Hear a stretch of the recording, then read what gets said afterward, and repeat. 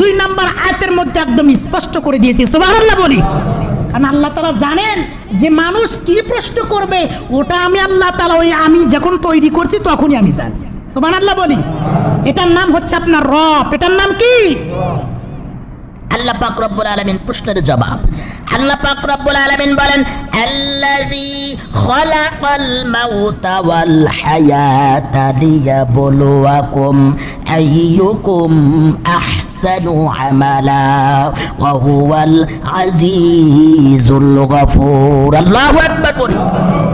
আল্লাহ পাক রব্বুল আলামিন বলেন, আল্লাযী খালাকাল মাউতা ওয়াল হায়াতা, আমি আল্লাহ পাক রব্বুল আলামিন মৃত্যুকে তৈরি করেছি, জীবিতকে তৈরি করেছি, জীবনকে তৈরি করেছি, মৃত্যুকে তৈরি করেছি।